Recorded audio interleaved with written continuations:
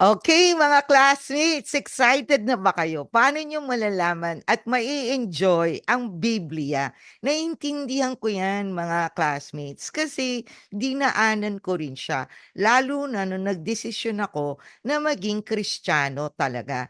Hindi yung convenience lang, pero I really wanted to get to know Him better. But unfortunately, sometimes it's very hard to get into the groove of really sticking and reading your Bible. Let's do the tips that I'm going to give you so that one way or the other, you will be able to really read your Bible and enjoy it, plus understand it fully with the benefits of really getting to know Jesus Christ.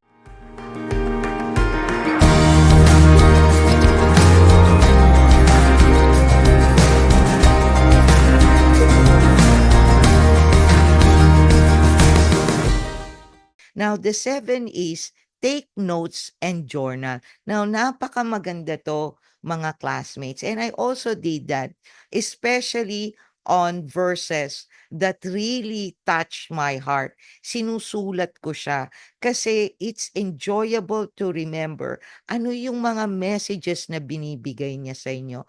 At alam nyo, isa pang naging epekto nito when you create a journal or you take notes or you really read the Bible daily, hindi ka kaagad naiimpluwensyahan ng ibang tao. Minsan, automatic, may nadidinig ka, alam mo na agad na hindi yon ang para sa'yo o para gawin mo. Automatic, alam mo agad na hindi yon ang gusto ni God. And it will also provide you the fruits of the Holy Spirit. Sa totoo lang, it really will change your life. Then, of course, parang katulad sa pelikula yan, pagka meron kayong nabasang maganda, you can discuss it with others. Lalo na if you want your friend or your family to really be saved. Kasi nung dati, lagi ko nadidinig yan, salvation, salvation. But when you're young, you seem to think that you are going to live forever. Hindi mo alam na kahit bata ka, you can really die the next minute. Maaaring buhay kayo ngayon, maya-maya, wala ka na. And that is why salvation is a critical thing when it comes to faith. And this is the reason why you really need to read the Bible so that you will really understand what church, what community you want to belong to.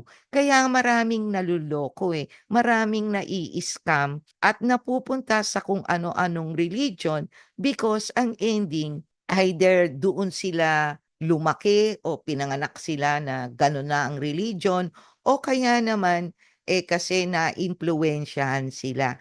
But when you read the Bible, you will little by little understand ano ang talagang mga totoong facts versus sa sinasabi lang ng tao o ininterpret lang para sumanib ka sa religion na yon. And that is why reading the Bible is something really personal. Another is apply the lessons. Napaka-importante niyan, mga classmates, kasi babasahin mo siya tas hindi mo naman din siya ia-apply sa buhay mo. Bakit nag-aksaya ka pa ng pagbabasa o oras ng pagbabasa ng Biblia? Kasi alam nyo, ganito yan, mga classmates. 'Pag nanonood ka ng movie o nakikinig ka ng music o nagbabasa ka ng libro, akala mo walang epekto yan sa'yo. Akala mo na entertain ka lang. Yan din ang laging sinasabi na 'pag sinabi sa'yo, "Wag yan ang panoorin mo, hindi maganda ang epekto niyan sa'yo." O "Wag mo yang pakinggan na music na yan dahil sikat siya." Only recently, alam ko sana hindi magalit ang mga Swiftie fans, but yung last album niya at ako ay hindi talaga nakikinig ever since ng mga songs ni Taylor Swift kasi mga classmates, ako ay for 80s and 90s songs. So, hindi ko masyado alam ang mga current music right now at hindi rin ako masyado music lover. Pero recently, talagang marami ang mga leaders sa mga Christian community na talagang hindi ina-advise na pakinggan ng mga kabataan ang recent album ni Taylor Swift. Now, tingnan niyo na lang ang mga lyrics kasi kayo na ang mag-judge. Minsan kasi kaya yan ang sinasabi nila na judgmental daw ang mga Kristiyano or impokrita. Hindi dahil judgmental, kung hindi alam kasi talaga lalo na yung mga talagang faithfully na nagta-try to follow Jesus Christ ways and what He is teaching in the Bible, automatic alam mo na agad if it is for the world or for God. So, akala mo hindi ka naaapektuhan, pero naaapektuhan ka. Totoo 'yan mga classmates. Kaya nga 'di ba mas nagiging modern na ngayon, yung kumbaga ang premarital sex, ang living together, hindi na siya katulad nun dati na ikinahihiya or tinatago. Ngayon, out in the open na. Katulad din ng mga pangangabit. Imagine niyo 'yan dahil lalo na sa pelikulang Pilipino, halos lahat ng pelikula laging merong topic tungkol sa kabit, na ang nangyayari, ang mindset natin akala natin normal na yon, gano'n talaga ang mundo, wala ka ng magagawa. Advice ka na do whatever makes you happy, na hindi mo alam na akala mo ang ganda-gandang advice nun, pero actually yung advice na yon is trying to make you selfish. Ang totoong advice ay nasa Psalm 90 verse 12, which is, "Teach us, O Lord, that life is so short, so we may become wise." Yan ang totoo at totoong makadiyos na payo. At kung hindi ka nagbabasa ng Biblia, hindi mo malalaman yan. At saka maging patient ka. Kung bakit ko sasabihin sa inyo, may libro sa Bible na talagang hirap na hirap akong tapusin. And that was Numbers, Deuteronomy, and Leviticus. Talagang napaka-heavy niya. At makikita mo doon ang sovereignty ni God. At plus, yung kanyang wrath to evil. And that basically, when you read it, you get really afraid sometimes. But you see, if the Holy Spirit is within you and you prayed for insight before you read the Bible, I am telling you, the last message you will get is that God so loved us that every time that He gives consequences to the evilness of the people, He ends up saving them anyway. So kaya mga classmates, always pray and then be patient. Pray for that. Number 10, be consistent. Now, again, mga classmates, gagawa at gagawa ng paraan ang demonyo para hindi mo magawa ang plano na ginawa mo kung paano ka magbasa ng Bible. So, kailangan lang consistent ka. Parang ako, katulad dito sa pulot aral, sa totoo lang, mga classmates, iniisip ko papaano ko gagawin ang videos ng pagbabasa ng Bible, ang message niya consistently kasi it is really challenging. Mas madali yung magbasa ng Biblia. Alam niyo kung bakit nagiging mahirap? Kasi ginugulo ng isip niyo ng demonyo na wag niyong gawin yon. Tandaan niyo, ang demonyo, ang una niyang tina-target is what you think. Because what you think is what you feel. And what you feel is what you do. So, be very careful on that. The next is revisit and review. Now, mga classmates, hindi, as I've said, ang Bible ay parang nakakagulat kasi kahit nabasa mo na siya, every time na babasahin mo siyang uli, may parang ibang mensahe sa'yo. And minsan nakalimutan mo na yung verse na yon, and then 'pag binasa mo siya uli, lalo na sa ibang version, para ang feeling mo first time mo rin lang siya nabasa. And the last and certainly not the least is try to be humble and teachable. Now, totoo yan mga classmates. When I got convicted as a Christian, I realized that I was really proud. And it is really true that only when you become humble that you get to really see and experience Jesus Christ and God. Alam nyo, mga classmates, akala lang natin humble tayo.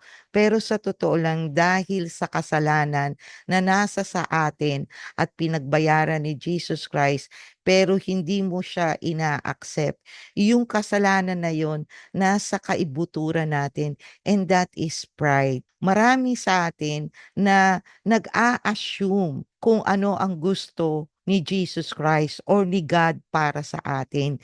Naaalala ang konting verses, ginagamit siyang justification para mapatunayan na tama ang ginagawa nila. Pero sa totoo lang, mga classmates, gusto kasi nila talaga na sila ang maging God sa buhay nila. Hindi man nila i-admit yan o hindi. Precisely hanggang hindi mo nakikita kung ano ang iyong mga kasalanan at kakulangan kay God, talagang proud ka. And that is why, di ba sinabi niya na you have to be humble in order to enter the kingdom of God. Ganun din sa pagbabasa ng Biblia.